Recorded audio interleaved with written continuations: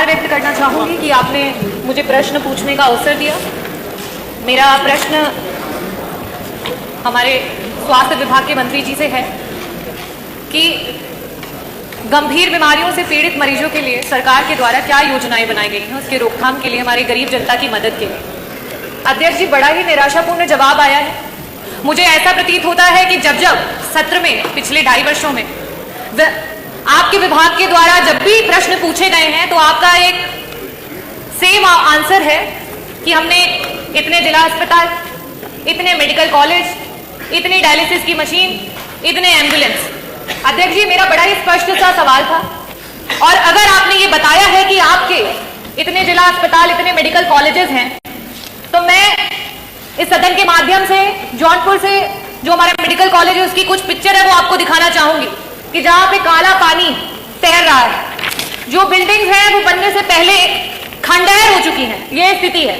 और आप इसे गिना करके जवाब देना चाहते हैं कि आप अपने विभाग में क्या कार्य कर रहे हैं। मैं ये टेबल कर दूंगी अध्यक्ष जी, ताकि ये मंत्री जी के पास जो असली पिक्चर्स है वो पहुंचे और उन्हें पता चले कि जो बार बार आप ये कहते हैं कि हमने मेडिकल कॉलेजेस बना दिए, जिला अस्पताल बना दिए, उन जिला अस्पतालों और मेडिकल कॉलेजेस की क्या स्थिति है। कुछ दिन पहले वहां के बच्चे धरना दे रहे थे, जिन्हें हम देश का भविष्य और आगे मेडिकल कॉलेजेस में एज डॉक्टर देखने वाले हैं। आज उनके पास न शुद्ध पेयजल है, न बिजली है, न पानी है। हम मरीजों को क्या ठीक करेंगे मंत्री जी? हमारे तो डॉक्टर बीमार हो रहे हैं, कभी डेंगू, कभी मलेरिया और कभी जॉन्डिस से। यह स्थिति है अध्यक्ष जी।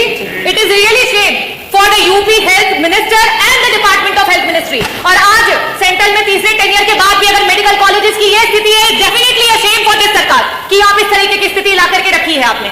अध्यक्ष जी, जवाब में इन्हें यह देना चाहिए था कि गंभीर बीमारियों के लिए जो हमारे डॉक्टर्स होते हैं, चाहे वो पैलिएटिव मेडिसिन के डॉक्टर्स हो, चाहे आपके ऑन्को सर्जन हो, ऑन्कोलॉजिस्ट हो, गायनेकोलॉजिस्ट हो, न्यूरो एनेस्थीसिया डिपार्टमेंट के डॉक्टर्स हो, चाहे आपके कार्डियो सर्जन हो, सीटीवीएस के सर्जन हो, आपने कितने डॉक्टर्स को बढ़ा, कितने डॉक्टर्स को आपने बढ़ाया?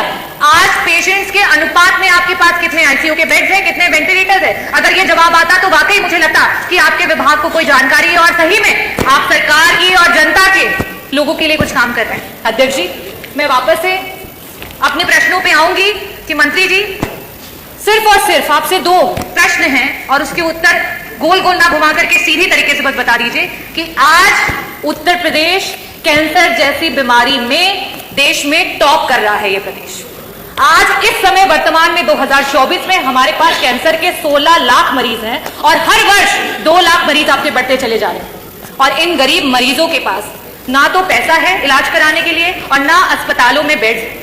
इन परिस्थितियों में अगर वो मरीज किसी प्राइवेट अस्पताल में जाता है, बड़ा बड़ा एस्टिमेट मिलता है।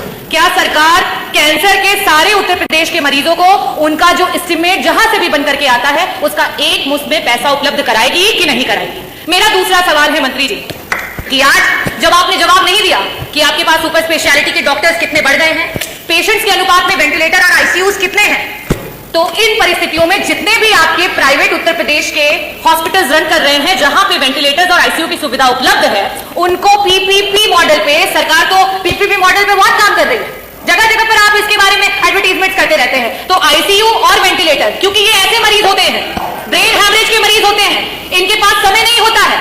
मंत्री जी, अगर एक्सीडेंट हो गया, आज बीपी बढ़ गया और ब्रेन हैमरेज हो गया तो तुरंत उसका ऑपरेशन होना है, लेकिन उनके पास पैसा नहीं होता ना वेंटिलेटर पे देने के लिए, ना उन वेंटिलेटर्स पे रहने के बाद। तो मैं आपसे अनुरोध करना चाहूंगी कि पीपीपी मॉडल पे जितने भी हमारे प्राइवेट हॉस्पिटल्स हैं उनको ऐड करते हुए हमारे मरीजों को मुफ्त में इलाज और समय पर इलाज दिलाने के लिए क्या सरकार काम करेगी? बहुत बहुत धन्यवाद। माननीय मुख्यमंत्री जी।